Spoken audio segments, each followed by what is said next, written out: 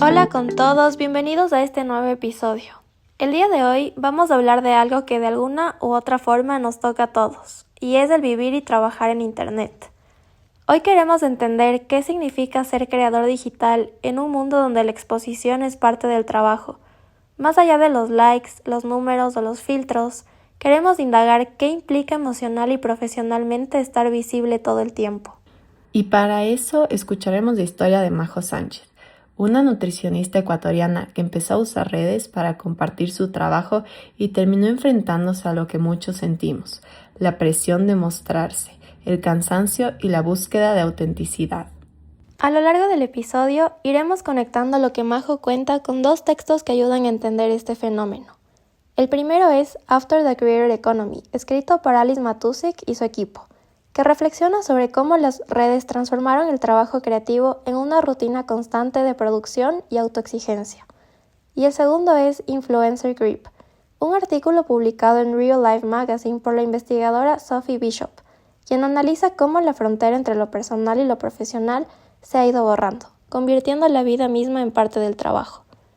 Estas lecturas nos permitirán ver la historia de Majo no solo como una experiencia individual, sino como un espejo de algo mucho más grande. Ahora vamos con nuestra primera sección, que sería ¿cómo empieza todo? Ahorita vamos a escuchar cómo empezó Majo con las redes. Yo ya tenía mis redes personales por ahí en el 2015, más o menos por ahí cuando recién empecé a utilizar especialmente Instagram. Pero profesionalmente empecé a utilizar esta plataforma en 2018, que fue cuando, un año después de graduarme como nutricionista, abrí mi consultorio. Entonces ya venía utilizando como de manera personal esta plataforma, y luego vi que por ahí podría también compartir algo de información de lo que estaba haciendo. Entonces, como a partir del 2018 empecé a utilizar mis redes como forma de comunicar mi trabajo. Me encanta que todo comenzó de manera tan natural. No fue voy a ser influencer, fue simplemente compartir lo que hacía.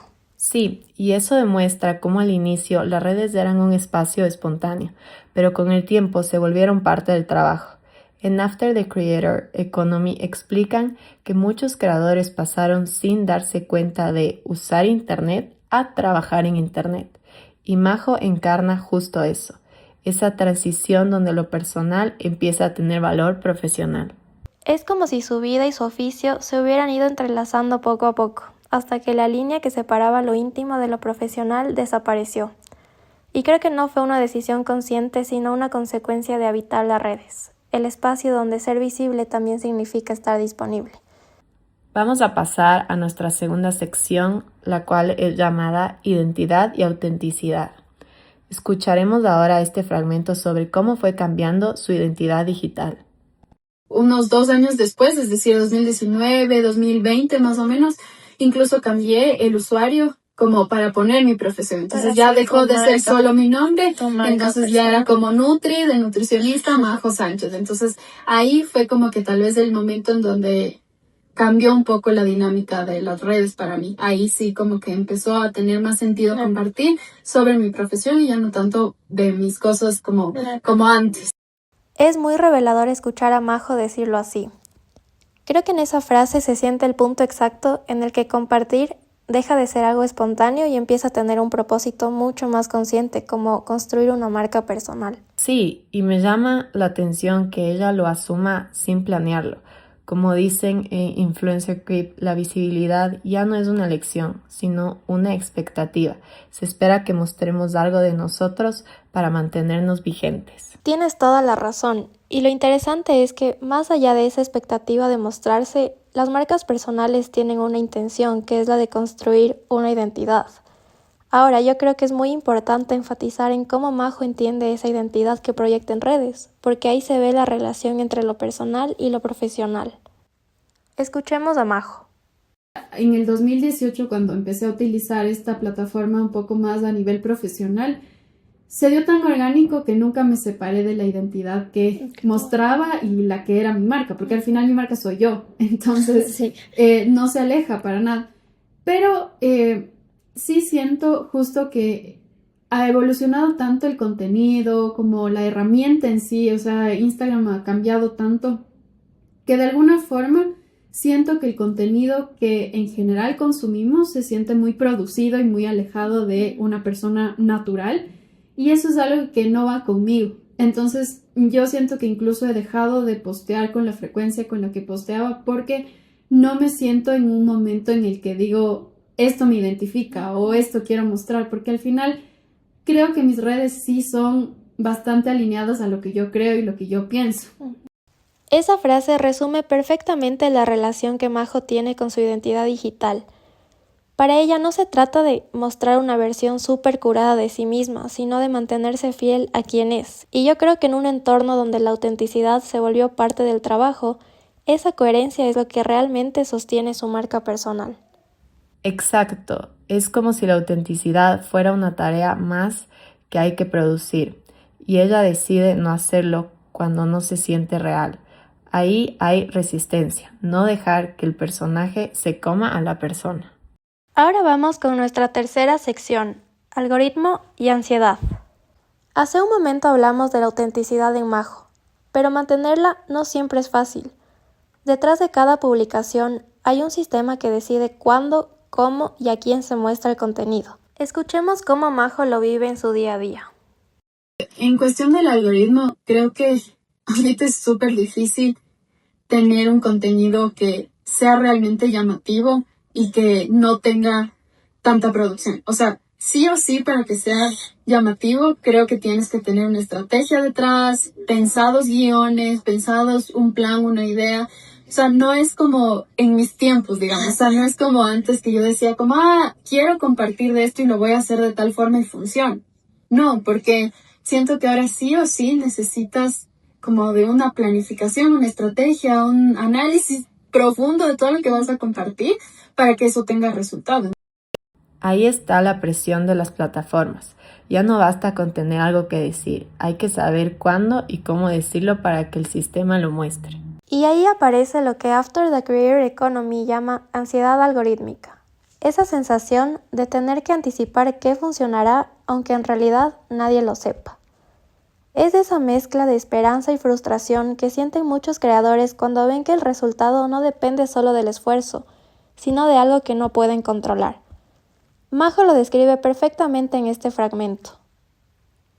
Yo creo que es divertido estar arriba de la ola, pero es horrible estar abajo y como que esa ola te coma y te consuma. Es súper difícil, como que la viralidad es un juego full mental, diría yo. O sea, es como que creo que tengo un video que llegó a 4 millones de visualizaciones y es increíble como que la tracción que le trajo al perfil, como que seguidores, comentarios, interacciones, un montón.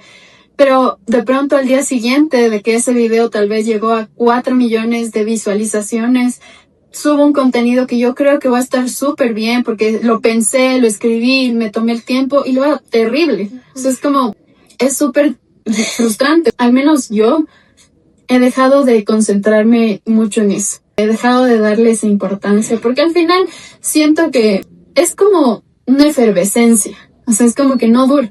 Solo explota, estás súper arriba y de pronto ya se baja y no cambió tu vida. No es que porque tengo un video de 4 millones me hice millonario. O sea, como que no me cambió la vida.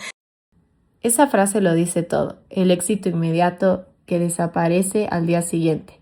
Y, como dice Sophie Bishop, esa montaña rusa emocional es parte del trabajo. La incertidumbre también se volvió una rutina.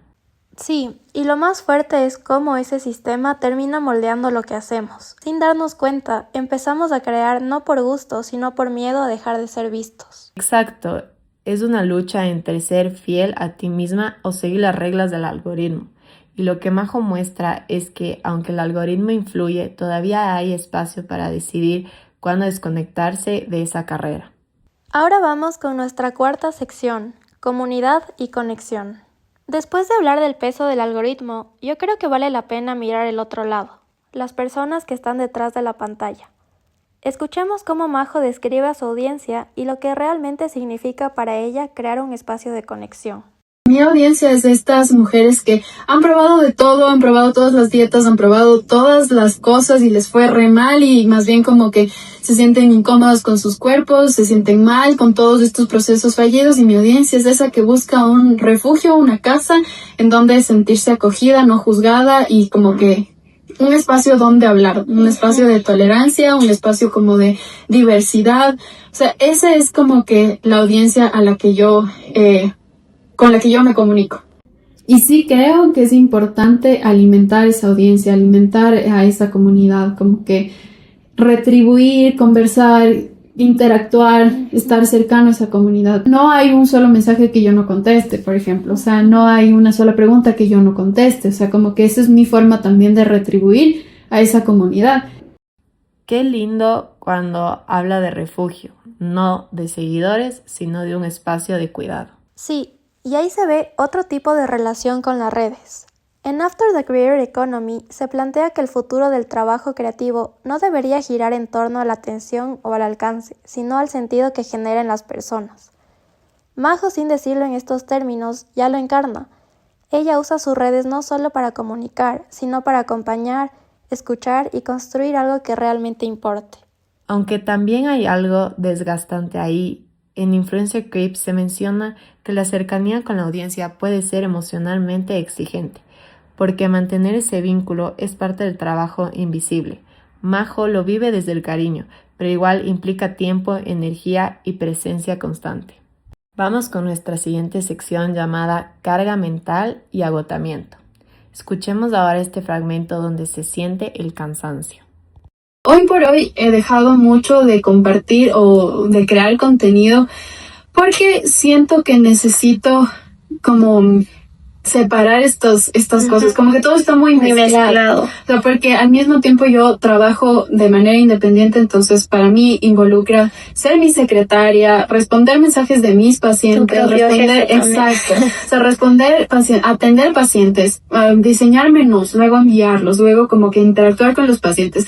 Y en medio de todo esto, crear contenido y tener el tiempo de pensar en ideas, pensar en estrategias, pensar en todo lo que involucra hoy por hoy crear contenido, siento que para mí, antes de ya hacerlo, involucra una carga mental.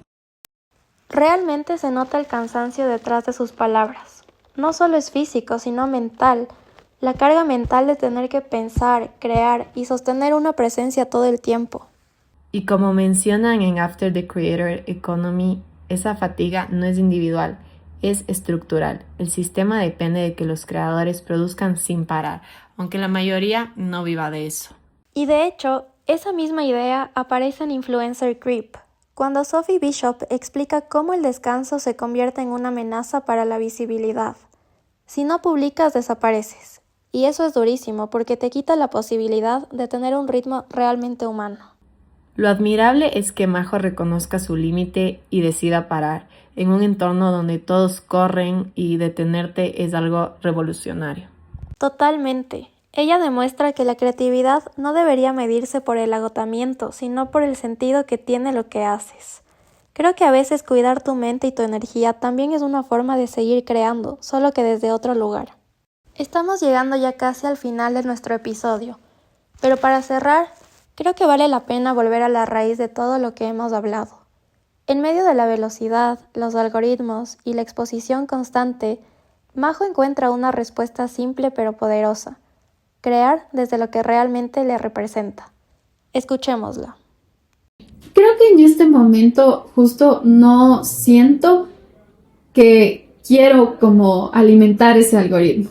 O sea, como que digo, ok, voy a compartir esto y como si le llega, le llega, y si no funciona, no importa. Yo pienso que tal vez lo que espero que las personas se lleven de mi contenido es como tal vez una sensación de como autenticidad, porque no sé, no quiero que entren a mi perfil y digan como que esta man habla lo mismo que todas hablan. No quiero mostrar un contenido que sea reproducido y que de pronto se aleje a lo que soy, porque al final yo tengo contacto directo con personas. Después de escuchar a Majo, yo creo que esa frase es el corazón de todo. Es como recuperar el control sobre tu voz y sobre lo que compartes. Sí, y me recuerda a lo que plantea en el libro de After the Creator Economy, que el futuro del trabajo creativo no está en complacer al algoritmo, sino en crear desde la honestidad y la comunidad. Y lo que hace Majo al decir que solo comparte lo que la representa es justamente eso, volver a crear desde el deseo, no desde la exigencia. Creo que todas las personas que usamos redes podemos sentirnos reflejadas. La pregunta final sería, ¿qué pasaría si usáramos las plataformas no para rendir cuentas, sino para construir espacios más humanos? Gracias por acompañarnos en este episodio. Esperamos que esta historia te invite a mirar las redes con otros ojos, no solo como un lugar para mostrarse, sino como un espacio para hacer, conectar y cuidar lo que realmente importa. Porque al final, más allá de los algoritmos y los números, seguimos siendo personas buscando sentido en lo que hacemos. Bueno, muchas gracias por escuchar nuestro podcast. Nos veremos en el próximo episodio.